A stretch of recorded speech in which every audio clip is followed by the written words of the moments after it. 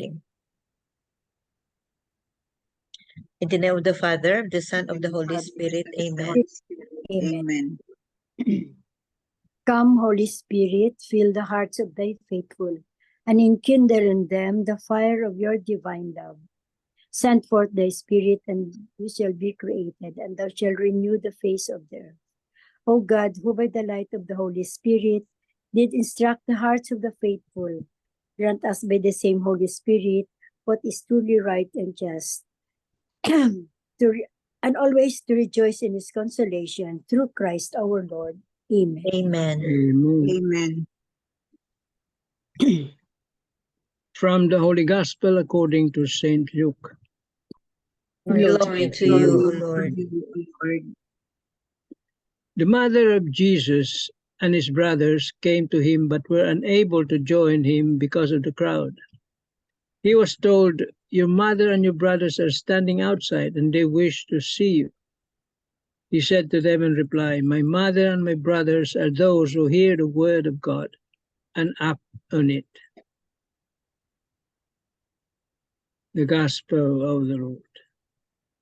Praise to you, O Lord Jesus Lord Christ. Jesus Christ. Tita Lynn. The 3 pointers for today's gospel. Number 1, Jesus considers all those who hear the word of God and practice it to be his family. This means to live his word is to live in God's truth and thus draws us closer to him. Number 2, how much do you value God's word, and how often do you reflect on the truth and allow yourself to be guided, inspired, and challenged by it? Number 3, open the Word of God and begin to ponder on the life of Jesus, beginning from Mark's Gospel or Luke's Gospel daily, even if this means taking up a few minutes of your time. Amen. Amen. Amen. Thank you very much, Tita Lynn. So the gospel for today is talking about spiritual family. Yan. Who are the members of the family of Jesus? Who is his family, spiritual family? It's us. Because through our baptism, we become family of Jesus. Through our baptism and through our faith, we become his family, spiritual family. So isn't that great, no, na may kuya tayo. May kuya tayo na Jesus, no? Kasi family tayo eh. So ang ano dito is you have to follow you have to listen to his teachings, and you have to follow his teachings in order for us to become his spiritual family. Yun. So it's a challenge. It's not easy to be Jesus's family kasi may mga trials tayo eh. Ma-challenge diyan ang faith natin, ma-challenge diyan ang mga ang love one another natin, ma-challenge diyan ang compassion natin, ang being compassionate, ma-challenge diyan ang love the unlovables, love your enemies, yun. Yun ang mga challenges natin as a family of Jesus. So let's be family of Jesus, no? So in what way, no, itong ministry natin no, and other religious groups ba na gina-participate natin. That's why we call each other sister, sister Rosalie, sister Helen, di ba, sa iba brother Manny, mga ganyan ba, just like what Tita Linda is addressing us all, sis MJ, brother Manny, kasi we are all family tayo kasi eh. So we become not member of the family if we go astray. Kung hindi na tayo nakikinig ba and we don't follow the teachings of Jesus. So isn't that great, no, na may brother tayo? Pero just watch out, no. Dapat is i-follow natin ang ano niya, ang mga teachings niya. especially love one another. Be humble, yun ang pinaka-challenging. Be humble. Love one another. Be compassionate. Share what you have. Yun ang mga ano, to be a good family member. So let's try our best every day, no, na to maintain this spiritual family relation with Jesus. Amen. Amen. Amen. I can share to you, no, I can share to you na short lang na we have been together, no, sa ministry natin. We have been together, no. Ang iba dito sa atin is since the time of pandemic, since the founding of this pag-create natin sa grupo natin, no. And I would like to mention I would like to mention the name of Tito Elmer, no, na because of his hard work. Tapos itong ministry natin, no, we pray together, we pray together, we pray for each other, we share our mga challenges in life, and then accepted natin kung sino diyan ang mag-share, accepted natin, may acceptance tayo, may respect dito, and especially, no, na because of this everyday prayers, especially after the Zoom, may mga prayers tayo.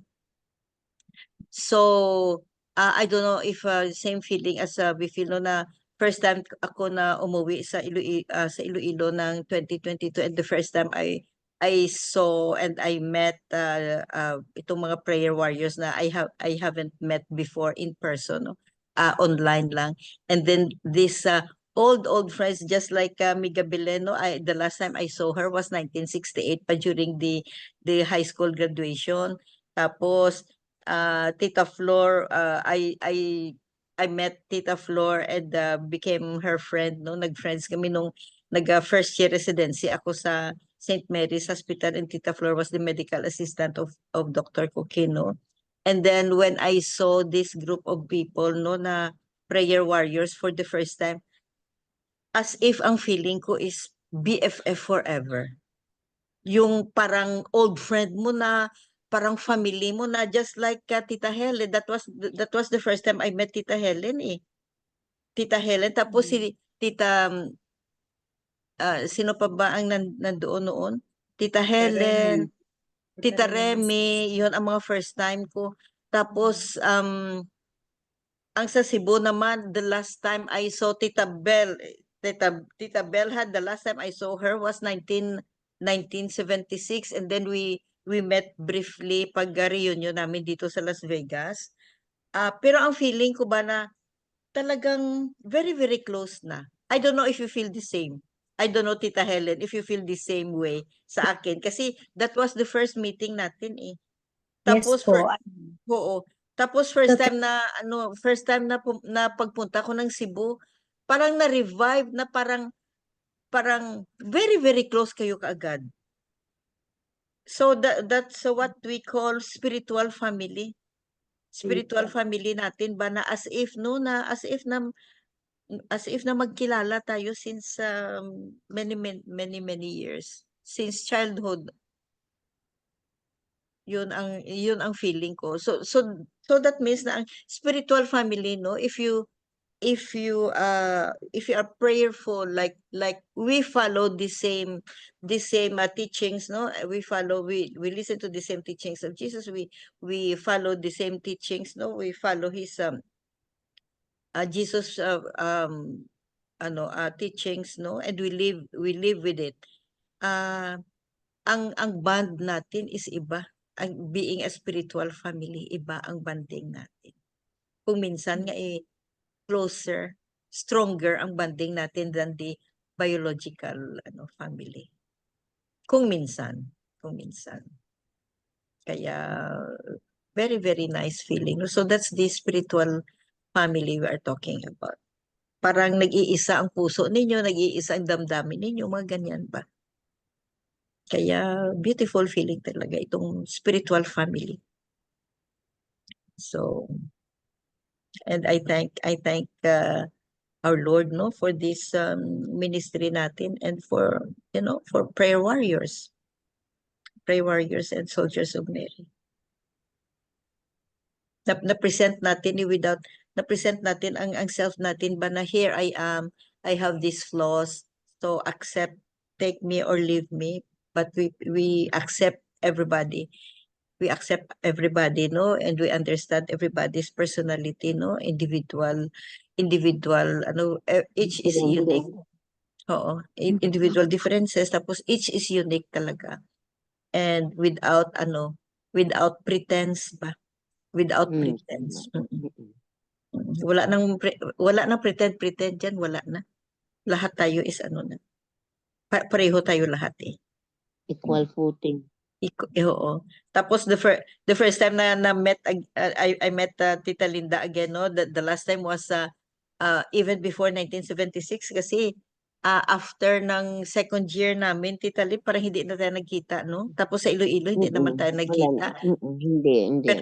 Oo. Pero when I first met again Tita Linda, no, as if na very, very, I don't know, Tita Linda, if the same feeling, pero parang very, very close tayo. Yeah. Oo. Likewise. Oo. Yun ang spiritual family. Imagine praying, no? Praying almost every day for, na. Ang iba dito is 4 years na eh. So I thank the Lord for the gift of this ministry talaga, and the gift of friends natin. Tito Manny, parang hindi pa kita nakita in person, no? Kasi nung nag-attend ka ng sacerdotal ni Father Danny, wala ako, hindi ako naka-attend. Tapos during the Divine Mercy kay Father Chris Aylar, wala ka yata, no? Tito Benji, wala din. Doon si Tito Manny nung Sa kay una natin Father Chris? punta sa Silang, andun si Tito Manny. Yung si Tita Becky pala yung first time na wala pa pala. Wala, hindi kami nakita Tita ni Becky Tito pala Manny. Wala si MJ. Oo, wala si ako. MJ. Kasi nung Si nandoon Becky. ako, wala si Tito Manny atong pagdating ni Father Chris Aylar. So next time na puntahan ko is itong silang Tita Rosalie. Tapos yung mga medyo bago. Tito Manny. Tito Manny, yung lahat. Amen. Amen to that.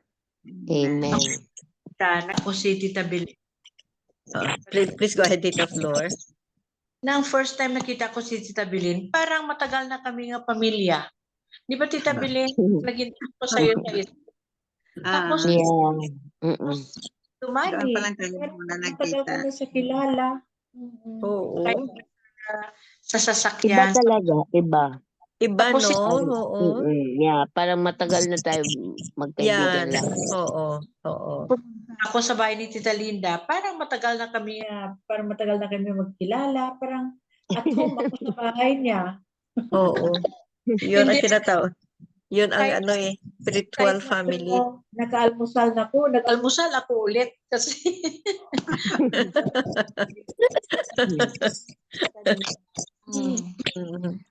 So, very. hindi ako nahiya, hindi ako magano. Tito Manny, magpunas ka ng kamay mo. Ito ang Tapos, Very nice, no? Very nice feeling talaga. Oh, looking forward to see you all again. Looking forward talaga this November. God willing. God willing, and we will pray for that. We will pray for that. Oh. Amen. Lord, I claim Amen. it. Oh. Recording. At first, with the group, nung first ko pa lang, nahihiya ako sa group. I feel small. Kasi, puro doktor. Puro doktor. Most of the members are doctors. So, sabi ko nga kay Doc Bell na, di ba nakakahiya? If I'll join, and she said no. We're actually global, and the members are everywhere in the world, and okay lang. But when I joined, I realized the group was very welcoming. I feel so warm, and kahit na hindi nyo pa ako kilala, parang wini-welcome nyo na talaga ako na as part of the group. And yun, parang kahit nahihiya man ako at times na mag-share, I try to. What I think is always in my mind, kung mag-share ako, it's not for me. It's for the Lord. So, Yes. yun. And I guess this is really what you call the spiritual family. And I'm so happy that I'm part of the group and I'm welcomed by the group. Thank you po. Amen. You're Always welcome, welcome. Kasal. Always Oo. welcome. That's a spiritual family. Spiritual families. Any other feeling? I'd like to thank you again for the nice warm meeting we had in Iloilo, sa restaurant. Thank you so much for that warm feeling. I love you very much, Tita. Kasi Same here. sabi ng ng son ko, basi matalang ikaw si Lilo. Ay, abaw, paano ako matalang? Ko kay 4 years ako nag-stay to sa college. Hindi ko rin matalang man ako na kung di rin restaurant ginambal ni Tita. When I met you, paano ka namin ilang? Though we have known many years na ko. I like it talaga. Same sa Silang, Cavite. You're so welcoming and I can feel it in my heart talaga that we love each other. Thank you so much. Pag-sa inyo True, lahat. true. I agree. Oo. Take money first time. Ginkuhit ko get ay Tito Manny, I'm Tita Helen. You introduce yourself. Tito Manny, dito sa dito. Grabe. Kami first time din kami sa Cebu ni Tito June. Tito June ba first time din kami? Hi Tito June. As if ano ba, yung talagang happy ka, talagang happy ka na nandyan siya, nandyan kayo, mga ganyan ba? Very nice feeling. Very nice feeling. So that means a deeper ang relationship natin is something spiritual na. Oh, hindi superficial. Deeper, much deeper than that. Yes. Kaya we Same become with Father family. Danny, di ba? Same with Father Danny. Oo, Father Danny din akala mo Matagal na. matagal na.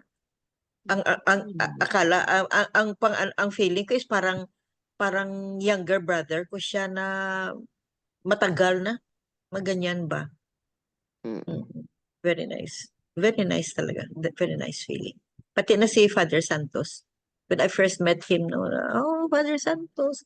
Kahit na nga si Father Santos hindi dito active. Pero the mere fact ba na nag-iba di ba? Nag-iba ang feeling natin.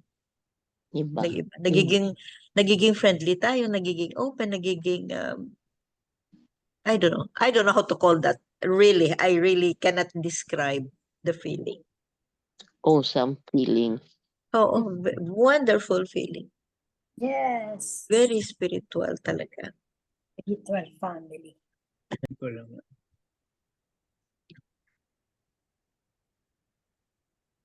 Today we can read a beautiful passage of the gospel. Jesus is not showing any disrespect for his mother, inasmuch as she has been the first one to hear the word of God, and he who is the word of God was born from her. At the same time, she is who most perfectly has fulfilled God's will. Kaya nga sa gospel, no, maiksi lang, very short. Para bang sinasabi dito disrespect, but there's no disrespect. Ang nangyari kasi is Jesus put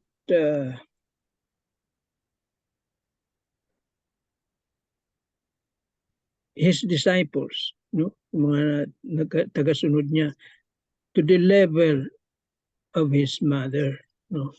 So there is no disrespect there. Kasi sa wordings dito, your mother and your brothers are standing outside and they wish to see you.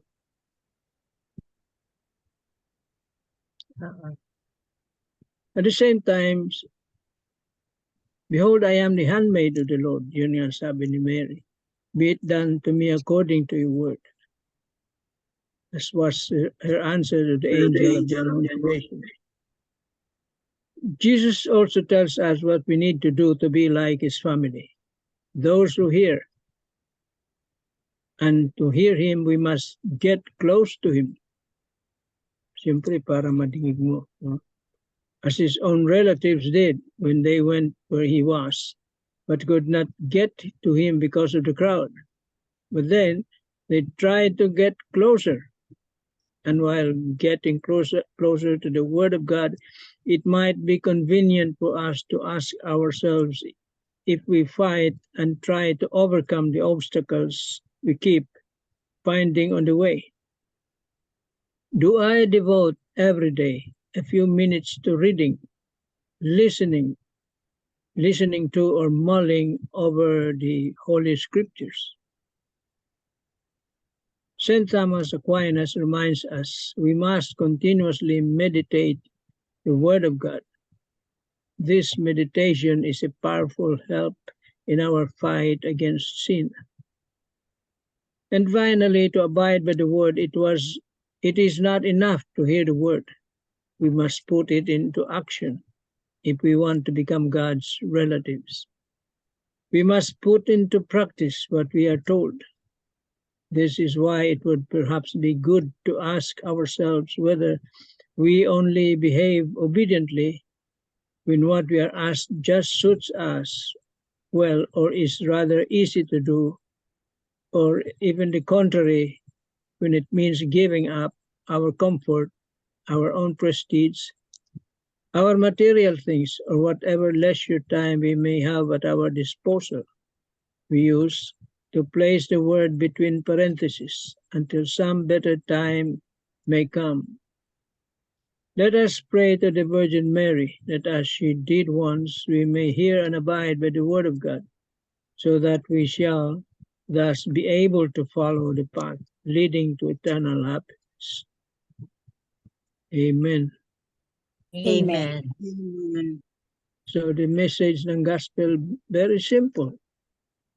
Those who hear the word of God and act on it, you must act on it. Nagbabasa ka nga, hindi mo naman sinasabuhay yung nabasa mo. So you're not acting on it. Kulang yun. You cannot consider yourself a follower or a relative of Jesus, sabi nga dito. Kaya very important ng magbasa ng Word of God and acting on it.